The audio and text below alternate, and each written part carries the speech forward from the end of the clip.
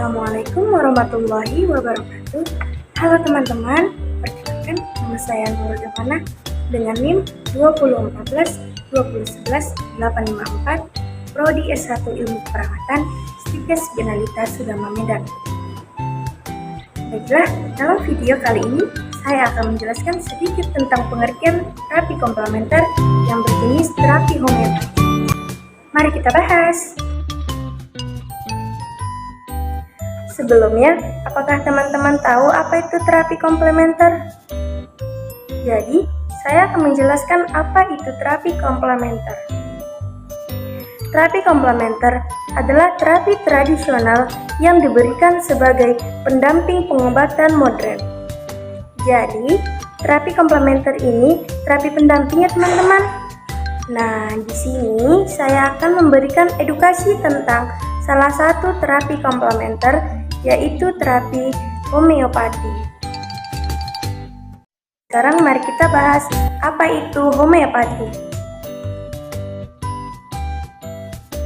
Homeopati merupakan pengobatan alternatif yang mulai berkembang di Eropa sejak akhir tahun 1700-an. Penemuan metode ini adalah Samuel Hahnemann atau seorang ahli kesehatan dari Jerman.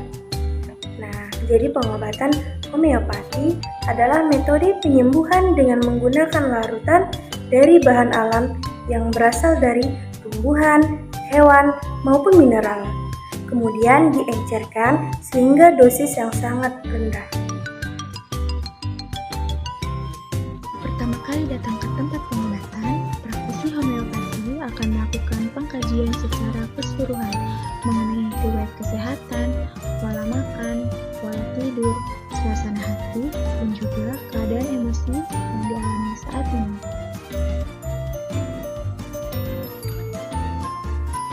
Kemudian, informasi-informasi tersebut akan digunakan sebagai dasar untuk menentukan bahan yang paling tepat untuk mengobati masalah yang dialami.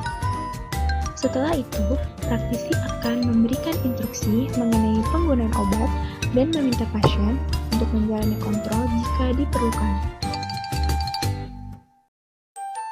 Nah, sekarang kita akan membahas manfaat dari pengobatan homeopati. Yang pertama itu memberikan perawatan secara holistik. Yang kedua, melengkapi proses pengobatan dengan berbagai cara. Obat homeopati bekerja menyimbangkan sistem penyembuhan alami sekaligus merangsang daya imun tubuh.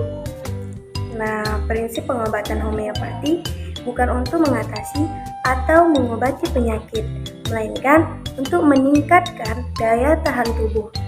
Jika daya tahan tubuh sudah baik, dengan sendirinya tubuh akan melawan penyakit tersebut. Di dunia kedokteran, homeopati sering digunakan sebagai pelengkap atau komplementer. Sekarang kita akan membahas prinsip homeopati. Prinsip homeopati ada dua. Yang pertama, like karas like, yaitu gejala penyakit bisa disembuhkan dengan bahan alami yang bisa menimbulkan efek serupa pada orang sehat. Yang kedua, like of minimum dose, yaitu semakin kecil dosis yang diberikan, pengobatan yang dijalani akan semakin efektif. Nah, kita akan membahas perbedaan antara metode pengobatan kedokteran modern dengan homeopati. Yang pertama, kalau pengobatan kedokteran modern kurang melawan penyakit, sedangkan homeopati menyentuh sistem kekebalan tubuh agar bangkit melawan penyakit. Yang kedua, pengobatan modern itu sistem pendiagnosaannya berdasarkan jenis dan perjalanan penyakit, sedangkan homeopati itu pendiagnosaannya secara holistik atau menyeluruh, baik fisik maupun jiwa. Yang ketiga, pengobatan modern yang menjadi sorotan adalah efek samping, sedangkan homeopati yang menjadi perhatian adalah keluhan pasien dan penyebab timbulnya keluhan. Selanjutnya, penyakit yang bisa diatasi dengan pengobatan homeopati. Yang pertama, alergi. Yang kedua, dermatitis atau eksem. Yang ketiga, kondisi mental seperti depresi, stres, dan kecemasan. Yang keempat, artritis. reumatis atau radang sendi. Yang kelima, asma. Yang keenam, tekanan darah tinggi atau hipertensi. Selanjutnya, kita akan membahas bahan-bahan dasar homeopati. Yang pertama, Aconit nipalis. Bagian yang digunakan akar, bunga, dan juga daun. Yang kedua, Belladonna. Bagian yang digunakan daun, bunga segar digunakan untuk demam scarlet atau demam yang biasanya menyerang pada saat radang tenggorokan. Biasanya itu terjadi pada usia 5-15 tahun. Yang ketiga, Brocconia, Lycopodium, dan lain-lain. Nah, selanjutnya kita akan membahas bahan terbuat dari hewan. Yang pertama, lactasis atau bisa ular. Bisa ular ini digunakan untuk mengobati gigitan ular yang biasanya menyerang pernapasan. Kedua, ada Cantharis. Diambil dari bisa sejenis kumbang yang sangat beracun, digunakan untuk hal yang berhubungan dengan rasa panas, seperti terbakar, tersiram air panas, dan juga sejenisnya. Ketiga, ada Apis mellifica. Dibuat dari madu lebah untuk mengobati kulit bengkak akibat gigitan atau sengatan dari serangga. Selanjutnya, ada bahan dari mineral. Yang pertama, silika tera. Bahan utama batu-batuan digunakan untuk menguatkan gigi, rambut, dan juga kuku. Yang kedua, sulfur. Digunakan untuk berbagai keluhan di kulit dan juga pencernaan.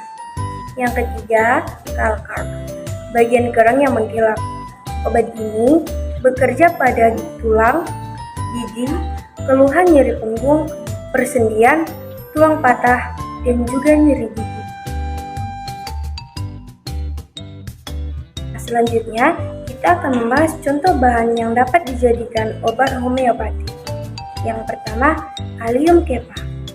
Biasa kita kenal dengan bawang merah. Bagian yang diambil adalah umbinya. Kegunaan untuk mengobati mata merah, hidung berair, cacar air, muntah-muntah, gangguan pencernaan, dan juga nyeri perut pada anak. Yang kedua, capsicum atau dikenal dengan paprika merah. Bagian yang diambil adalah buah paprikanya. Kegunaan untuk pengobatan campak. Yang ketiga, gelsium atau lebih dikenal dengan melati kuning. Bagian yang diambil bunganya, kegunaan untuk mengatasi migran. Yang keempat, Coffea cruda. Bagian yang diambil buah kopinya, kegunaan untuk mengatasi insomnia.